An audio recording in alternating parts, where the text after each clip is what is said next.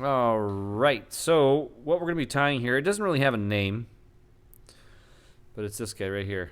It's a little fry pattern. Now, what I'm holding in my hand is tied on a little bit bigger hook. This is just closer to the camera. It's not super much bigger, but super much bigger. It's not a lot bigger. Let's get, there we go. So anyway, it's going to look like this. It's just a fry pattern. I got this idea off of Lee Barbie from Red, White, and Blue Flies. He did something that was so similar to this, and I was like, hey, that looks great, and it's going to work well in our series here in fly tying for beginners. So I decided, hey, I'll do like my little quick own version of that. For all practical purposes, it looks pretty much identical.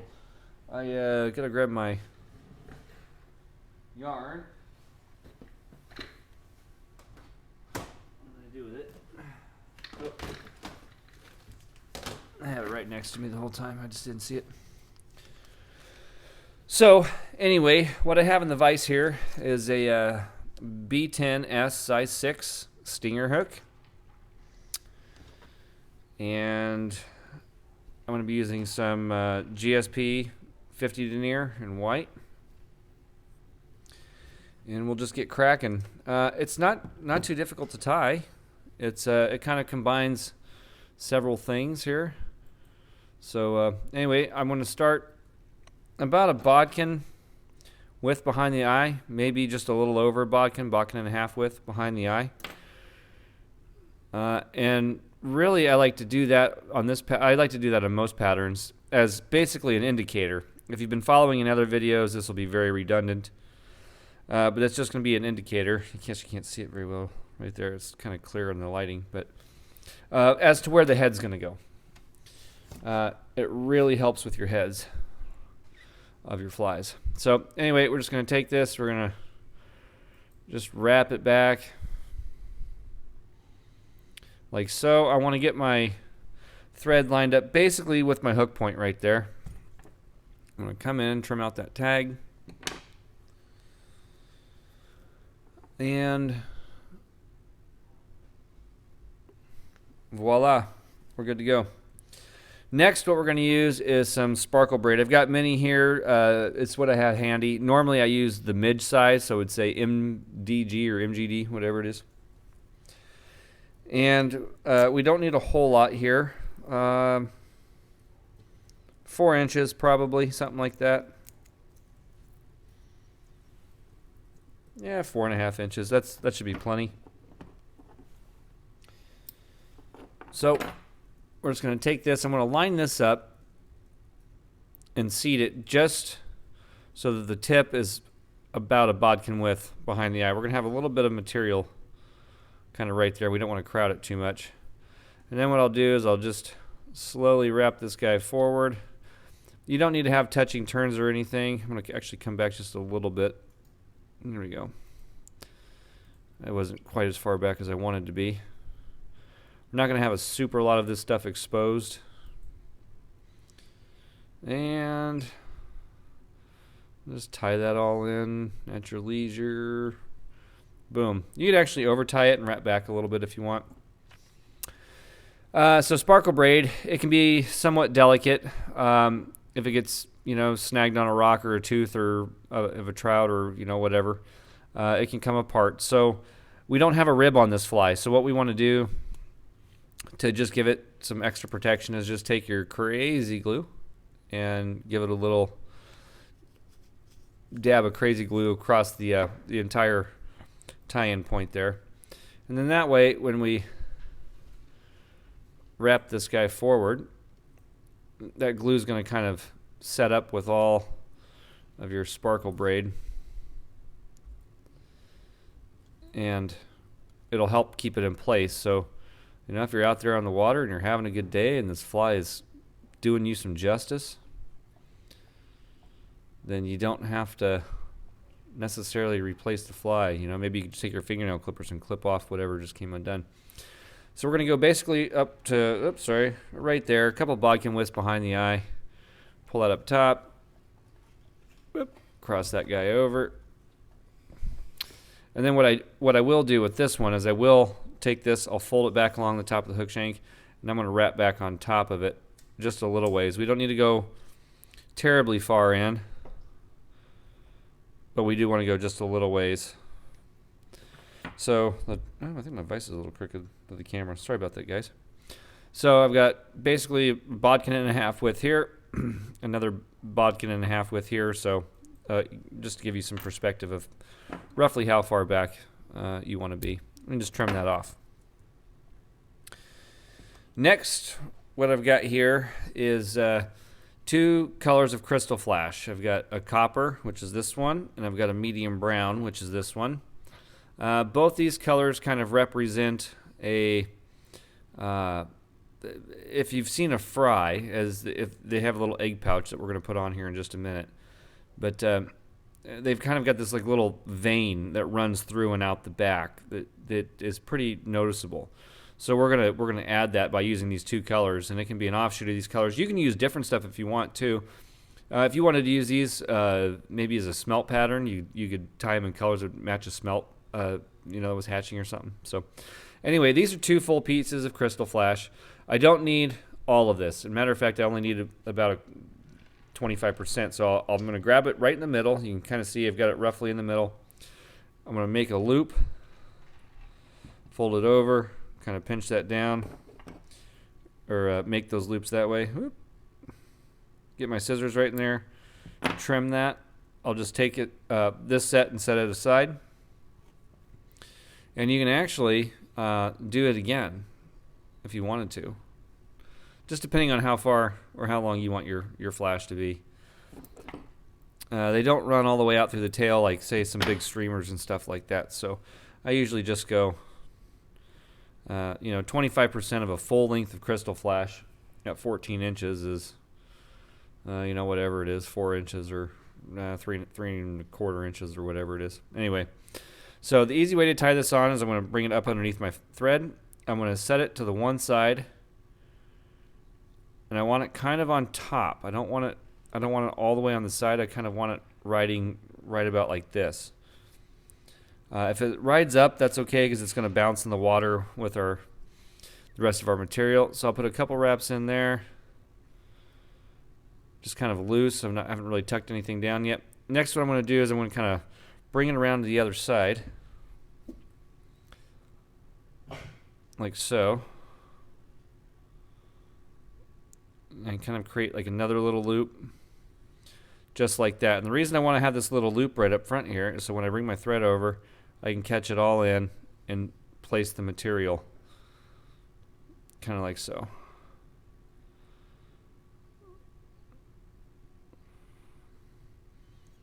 And now I can work on kind of tightening that down. That one does not want to play very nice.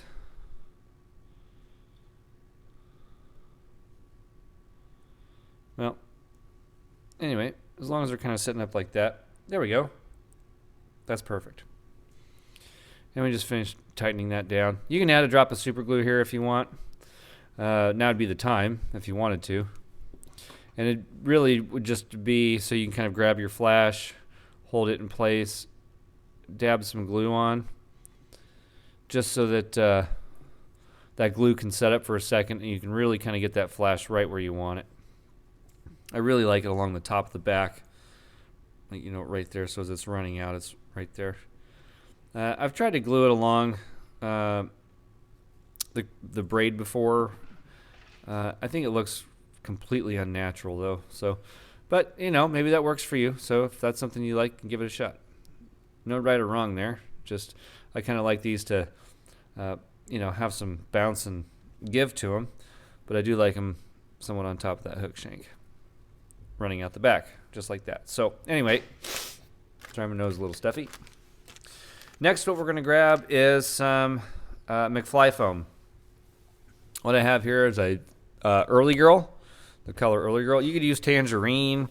You could use any of the kind of oranges colors, pink color. Well, you really use whatever you want here. I'm not going to sit here and try to dictate what you should use here. You can use a color that's going to suit your waters, is what I should say. So when it comes to McFly foam, you're going to have, this one's kind of done for. I'm down to the last of it. Normally it comes off in larger clumps, kind of like so. pretty thick. I've kind of gone through this one pretty well. So as you can see, as I break this down, you'll kind of get one of these guys that comes off to the side, kind of like this. It's about a third of the whole clump that originally came in. It just kind of happens when you start running low on it. Something like this, about a third off this big clump is going to be perfect for what we're going to do. So anyway, now we need to bring our thread back. And just like so. I'm going to turn this guy over. And I've got too much in my hand, so I need to trim this in half. You don't need a whole lot here. 1.5 inches maybe. If you got really good at tying these, you probably don't even need that much. I'm even over 1.5 inches here. I'm at 2 inches on that one. What's this one? Yeah, I'll go with this one. That's all right. So what we're going to do is we're going to tie this in on the underneath side. And I want to get this McFly foam off this little strip lined up, kind of just seating just back from the back of that eye, about a bodkin width or so. Now, what this is going to do is it's not only going to perform or make our little egg sac, so I'll come back to that in a second. So I'm going to do a loose wrap over. Oh, don't catch my flash. Loose wrap over. That's twice. And now I can kind of start to tighten it down. I didn't leave quite enough up front. There we go. Loose, loose. Okay, now as I advance my thread forward, I've got a couple wraps in there. These pieces here, and as we fold this over more particularly, is going to leave a little foam or fly foam bump right here on the bottom. That's going to help us shape the head. So you don't want to trim it too shallow. Since we are going to fold it over, I can get rid of this and kind of create just a little ramp, if you will, to getting that material on. And you can kind of just roughly or loosely go through there to get to the front. So we have this little kind of little dot or little ball. Next, what I'm going to do is I'm going to take the foam. Oh, sorry, didn't mean to bump the camera. I'm going to give it just a half twist, maybe a full twist, half twist. Not too much, but just enough to create a little bump like that. Now, you can glue this down here. When I say glue it down, I mean actually glue it together. So you can actually run your glue right in here if you want to. It's just going to help that keep from coming apart and stay formed. You don't have to, but you can. So next I'm going to kind of put that glue in there. Now I'm going to kind of create this little ball, running it towards the front there. This is going to be the egg sac, which this fry hatched out of, that it's still feeding off of for the most part. I'm going to do a loose wrap over, loose wrap over. Now when I do this, what I want to do is kind of work my thread back. I don't want to work it forward just yet. Got some glue on my fingers. That's all right. You can always come back and kind of glue this thing back together. It's not a big deal. So that way when I pull this back, we want to be pretty much up right behind the eye there. I'm going to pull that back. I'm going to come in and trim that out really close. Really, really close. And now you can kind of see what I'm going to do here is I'm going to jump my thread to the front of all that. And while doing that, I'm going to take my my bobbin, and kind of push it to the rear. So as I wrap some in, I push it to the back, come over, grab some, push it to the back, grab some, come over, push it to the back. And we're just going to do this a few times. All we're doing here is keeping that McFly foam out of the way of our eye, so we still have a clean eye underneath, right? That's what we're doing here. Well, get back to where you're supposed to go. There you go. Good enough. And you can always kind of come back and clean that up later. So now we have our little egg sac for the fry. Next, you could use probably a whole host of materials. What I've chosen to use is some craft fur, tan craft fur, just like this here. You could, use whatever you want. I just think this is gonna. It kind of just gives that whole coloring of a fry for a trout fry. If you're trying to imitate something else, by all means, use something else. So this is going to sit something like this, okay? And I know it's all kind of out of whack, and we got some really long hairs and some really short hairs. We're going to fix all that in a minute. But first, what we need to do is when you're taking it off of your, I've trimmed this larger piece down. It just makes it a little more manageable to work with. So we have to determine how much we want. Now that's going to be pretty heavy right here. We want this thing pretty sparse, okay? But the one thing you also got to remember is we're going to take a comb through this. And so when you take the comb through this, you're going to lose material.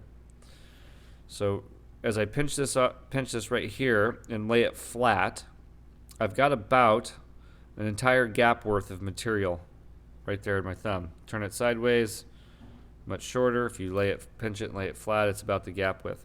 That's about the right amount right there. You may have to play around with that a little bit to get it to right where you like it. So I'm going to take that out. I'm going to pinch my foam towards the tip side. I'm going to run my comb through it. I really should have zoomed out for this. We want to get all this under fur and under junk out of there. If you leave that in, it's going to really mess you up. I'm just going to do that again real quick off the camera. So now when we go back and do the same thing, and I pinch it and pull it tight, you can see that all that under fur is really taking out the density of that. And we actually kind of want that. So to keep what we have left, what you want to do is come all the way out here to your farthest reaching tips, kind of pinch them. And let me zoom out here so you can see this. I don't have to. I'm going to take the longest tips. I'm going to pinch those. I'm going to pull away with my right index, and I'm just going to lay them back on top. They don't have to be perfect. It's just called hand stacking. So we still have some taper to it, and that's going to work good. Now let me zoom back in. Right there. Okay, so next what you got to decide is how long you actually want this. And remember, you can always come back and trim your flash. I think normally on stuff like this I run about two hook shank lengths worth of material off the front. So I've got it about where I want it there.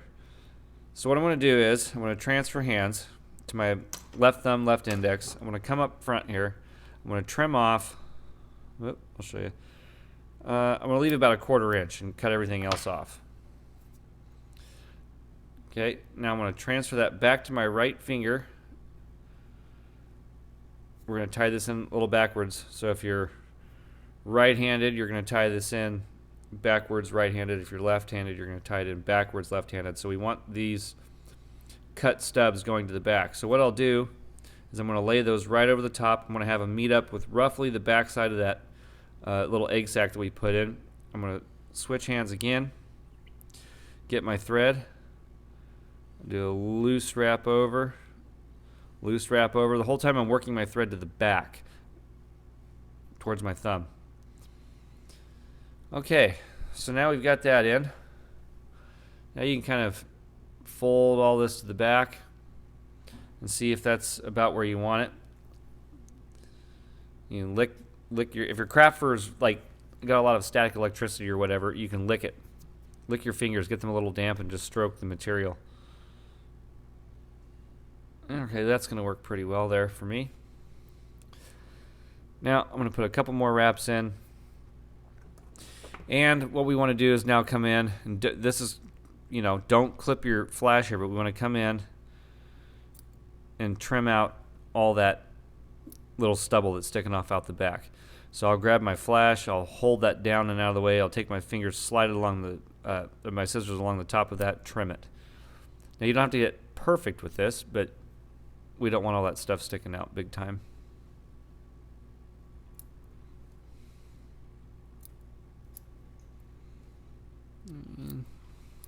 There we go. Cool. Now we're going to work that thread a turn or two back to the front. And what we should be left with here roughly is about a half a bodkin width in front of that eye. So what I'm going to do is I'm going to lick this material just so I can fold it over. I'm going to collect it. I'm going to fold it over, kind of pinch it in place so it's sticking up sort of like that. I'm going to hold it, but what I need to do is loosen the front side up a little bit. So kind of like how we used the McFly foam to build a little bit of a head base down here, we're going to use the craft fur to do the same thing on the top side. And the reason for that is so that we have a place to glue our eyes to. So next I'm just going to take a loose turn over the top, excuse me, and pull down. And you should see, excuse me, you kind of have these little, just these little segments of material that are left over off your thread. And that's perfect. That's really just what you want. I'm going to work my thread just to the back, just a fuzz. Now I can take my material, depending on how high you want your tail to ride, and lift this tail straight up, bring your thread up from the lower left, up around the upper, or towards the upper right, or the lower right diagonally. And you can put a couple wraps in like that. So lower left, up and over, down to the lower right diagonally. And that's going to hold that material just like so. I'm going to put another couple wraps in. Now you can actually kind of wrap all this material up the best you can. Just don't crowd the eye. That's the main thing. And it doesn't have to be perfect because all this is going to get glued and sutured and stitched together and everything in just a second. So now that we have that done, we can go ahead and whip finish or finish off however you want to finish this part off. You glue it shut probably and work just fine. You don't have to get too crazy. And we'll trim that guy off. So you should be sitting with something that looks about like that. And don't worry about these little extra hairs. You do want to kind of take care of these little hairs up front. Where's my fingernail clippers? I found these work, really well for all this kind of stuff. You can kind of come in and just trim some of that stuff out. Yep.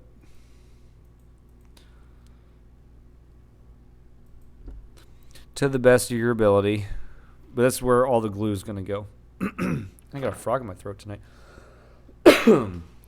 So next, geez Louise, excuse me. So next what I'll do is I'll take just a black marker. You can use different colors if you want, but I'll just take a black marker, black Sharpie, come in and color all this GSP. And just try not to get it onto your material base too much. If it runs over a little bit, no big deal. Just like so.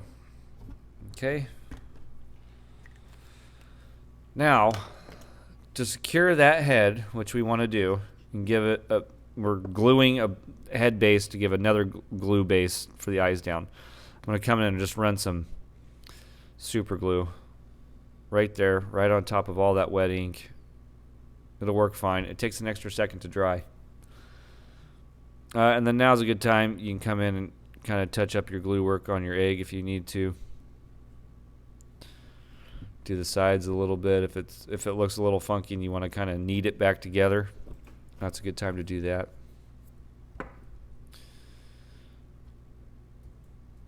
And cool. So while that's kind of setting up, what we need to do is get some stick-on eyes. And so what I'm using here is just some living eyes in fire. I just got those to match, one, the flash, and two, like when you start to research those patterns, I see a lot more of like a reddish tint to the eyes. So I think these work kind of well to duplicate that. And these are pretty big for this fly. You'd think we'd want to go smaller. You can go smaller. These ones here are a 5/32. So these are, they're pretty good size for these. For this pattern. So next, what we're going to do, now that our super glue is kind of set up, is we're going to actually go to another super glue, which is the Loctite Super Glue Gel Control. You can use whatever gel super glue you want, or whatever resins or whatever you want to set your eyes here. So this whole part can take some time. And I'm going to take a drop of this gel control, and I'm just going to drop it right in on the side. Right in, kind of overlapping the blackhead right under the egg, and maybe just a little bit onto that craft fur.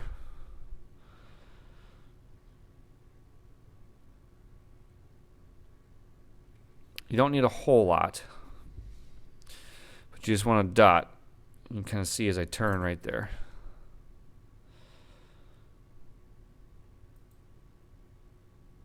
And boom. You got a little bit much on the other one. That's okay. Next, we're going to take our eyes and just very carefully, one at a time, set those on that gel super glue.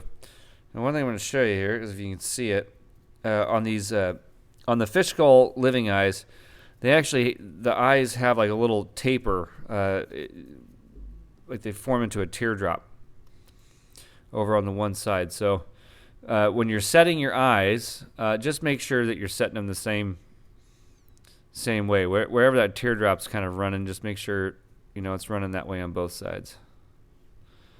I'm just going to take that, just going to kind of gently push right onto the side like so. And I can turn my fly over. Actually, a lot of the times I'll turn my entire vise and have it facing me like this to make sure that they're even. I found that that's pretty easy, but I can't do that with the camera in the way. So, it's just lining up my eye there. Okay. And they're going to shift around a little bit, and that's okay. My eyes are off just a skosh. So, now when I turn to the side, what you're going to see, if you've set them correctly, you're going to be in front of your eye.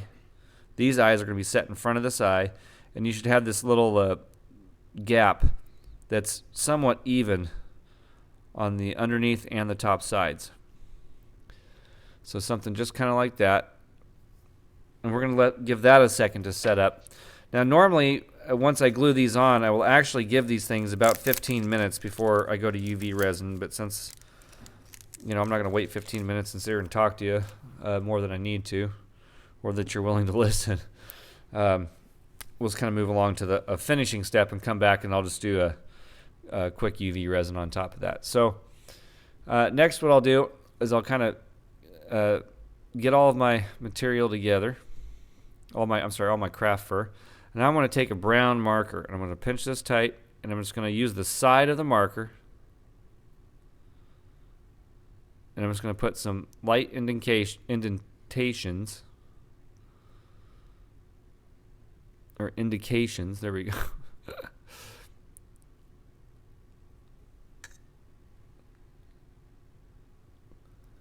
Of just some fish stuff. Honestly, I don't even know what they call it. Spots. Good enough. Now is also a good time. If you're waiting for that to dry, you can kind of figure out how long you want your flash. I typically go, I'll have to zoom out a little bit. I typically go 3/4 or so of the craft fur. Now what you can do too is you can cut them at different lengths. So do your medium brown, say, just a tad bit shorter than your copper, or vice versa, or however you want to do it. So you've got some more of like a belly kind of color, and then your running vein kind of color. And they don't have to be precise. They can just be kind of close. You know, during the right time of year, just after spawning, when these guys start popping out, you know, these are a delicacy on the menu. So anyhow, all right. Next, we're going to move into UV glue. What I'm going to use here is just some Solarez. You can use a medium Solarez. I'm just going to use the thin. And I'm literally just going to come and fill this gap right between the eyes. The thicker stuff will fill the gap better, and the thinner Solarez will kind of level it out better. Okay, just take your time doing it. Let it kind of set. I'm going to flip this guy over and zap it. And I'm going to wait too long on this one. So it should kind of round out the head like so. And we're going to do the same thing on the bottom. You can kind of, if this egg's in your way a little bit, you can kind of push it back a little bit. And just kind of do the same thing.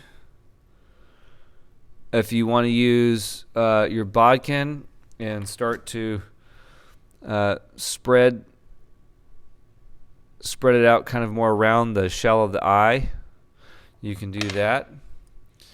There we go.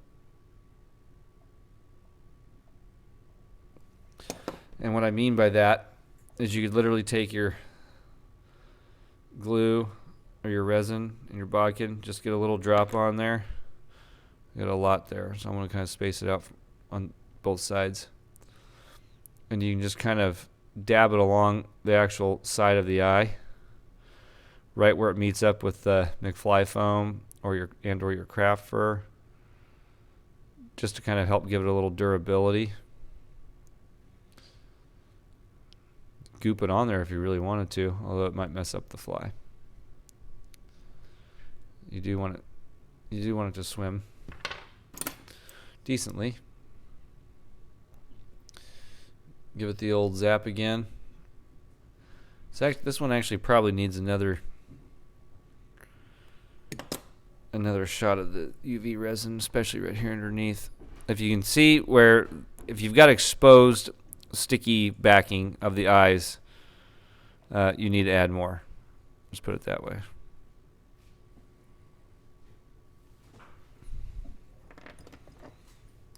So don't be afraid to give it a couple shots. And that's probably pretty good. And then we'll do the same thing up top. We'll just give it a little extra. Also, another thing you can do too is you can, if you want your tail material to sit in place, or more in place at an angle, you can add a little of this resin just right onto where it starts. It comes off the back of the head. And then while you're holding that material in place, you can zap it. So as it's swimming, what that's going to do is when it's in the water, it's going to make this material want to shoot back to this position. So it's going to kind of give one of these swimming motion effects with your material as it's traveling through the water. Come on, light. It's been kind of cold. My light didn't want to work. There we go. So, anyway, there you go. I hope that helped you. I hope you enjoyed it. It's kind of the no-name fry. You know, that's a good name for it, the no-name fry. I'm not really big into naming flies, but it's a great little fry pattern. I've seen a bunch of them that are extremely similar to this one. So there you go. Take it out, give it a swim. If you liked the video, subscribe. You can share it. If you have found our video and you're not part of our Facebook group, Fly Tying for Beginners, feel free to join. Just make sure you answer the questions. That's how you get in. That's the golden ticket to get in, is to answer the questions. Yeah. It's a cool little pattern. Little fry pattern. So, hope you enjoyed it. Happy tying, everybody. We'll see you later.